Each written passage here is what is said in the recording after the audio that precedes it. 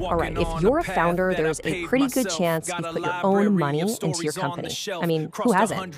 But did you do it the right way? Today, we're going to break down a super critical but often overlooked step, how to properly loan money to your own LLC. It sounds so simple, right? But believe me, getting this wrong can lead to some, well, disastrous financial headaches down the road. So here's the plan. We'll start with a risky shortcut that so many founders take.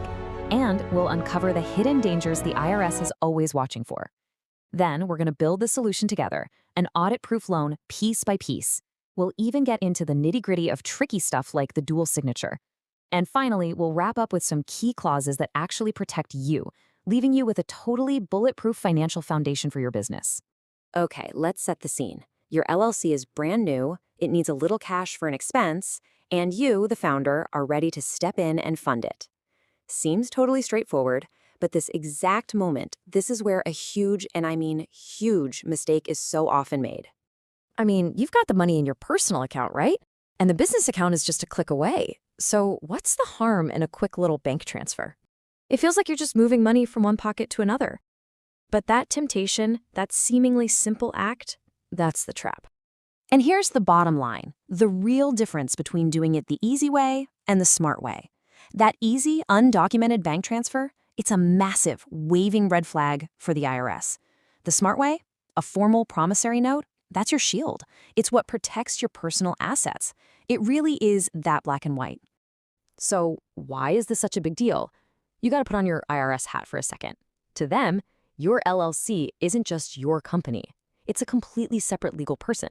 So when money just moves between you and the company with no paperwork, they don't see a helpful founder. They don't see a loan. They see a potential problem. You know, if there's one thing to take away from this, it's this quote. No undocumented transfers, ever. Seriously, let that sink in. This is the golden rule from literally every experienced CPA and business lawyer out there, no exceptions.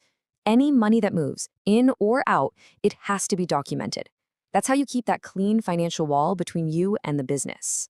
So, what's the worst that can happen if the IRS decides, nope, that's not a loan? Well, they might just decide to call it something else, like a salary or a distribution. And that, my friends, leads to the painful world of double taxation. You end up paying personal income tax on that money, and the business gets zero tax deduction for it. It's truly the worst of both worlds, a financial nightmare. And it gets even trickier when you're taking money out of the company. Check out this timeline. Let's say you withdraw 10 grand from your LLC in November of 2025. The IRS puts a clock on it. They give you a very strict deadline.